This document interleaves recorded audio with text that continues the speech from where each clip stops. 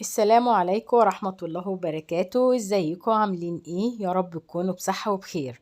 انا النهاردة عاملة الفيديو عبارة عن طبق جميل جدا وسريع وبسيط وهتحبوه، طعمه وريحته مش عايزة اقول لكم هتبقى قلبالكم البيت كله والشقة كلها كده.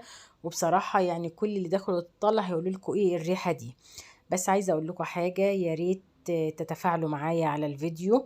وقبل ما ابدأ الوصفة بتاعتنا بالتفصيل، يا ريت اللي بيشوف القناة لأول مرة ما ينساش يعمل لايك واشتراك، ويعني عشان القناة مش هتكبر غير بيكم، وأنا محتاجة فعلا أكبر عدد من اللايكات على الفيديو عشان يوصل لكل الناس. ودلوقتي بقى نعمل الطريقة بالتفصيل. أنا عندي هنا جبت المادة الدهنية بتاعتي، جبت معلقة من الزبدة الصفراء ومعلقة من السمنة البلدي اللي أنا عاملاها لكم امبارح في الفيديو اللي فات. وبعد كده هجيب بقى ديت كبد وقوانص، انا سلقاها يا دوبك خدتها غلوه كده في الميه. انا بحب اخدها غلوه قبل ما اشوحها وقبل ما اعمل الطبق بتاعي. يعني ايه تنزل اي حاجه فيها، يعني ايه بحب ايه، يعني باخدها الغلوه دي زي تطهير ليها كده، تعقيم. وقطعتها بالشكل دوت ونزلت عليها بقى ايه بالماده الدهنيه على الماده الدهنيه كده. وابدا بقى ايه اخدها ايه، تقليبه كويسه، تشوحيها بقى كويس كده تشويحه تمام يعني، لغايه ما تحسي ان هي اتشوحت كويس جدا وبدات تجف معاكي كده وتبقى تمام وتبقى كلها خدت لون واحد.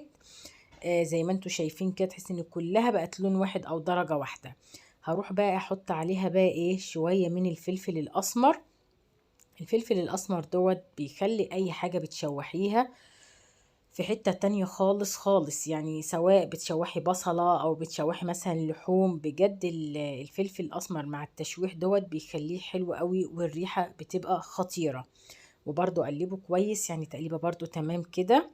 وبعد ما احس بقى اللي هي يعني خلاص الفلفل الاسمر اتقلب معاها كده واتشوحت كويس، عندي بقى هنا ايه، بصلاية انا جايباها ومقطعاها كده مكعبات، وعندي قرن من الشطة الحارة.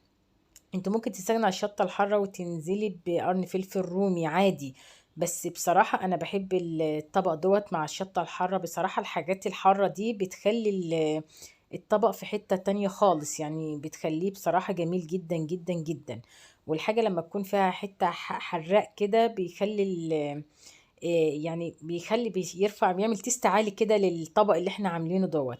وبعد ما البصل دبل معانا كده والقرن الشطة كده بدأ يفتح، اجيب بقى الطماطم بتاعتنا انزل بيها. كده انا مقطعاها مكعبات بصراحة، يعني انا حطيت الطماطم، انت ممكن تحطيها او ما تحطهاش، بس انا حطيتها تكملة للطبق كده.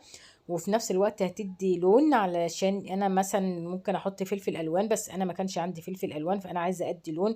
وبرده بتدي تيست وطعم لذيذ جدا للطبق بتاعنا ان انا حطيت الطماطم.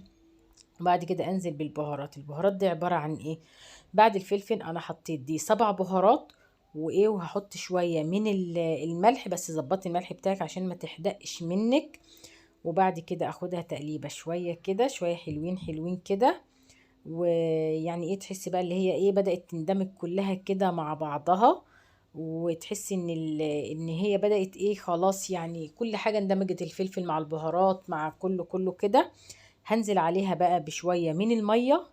وبعد كده بقى ايه اسيبها لغاية ما تكمل سواها ايه براحتها. ودلوقتي ادي الكبد والقوانص بعد ما اكتمل سواها كده.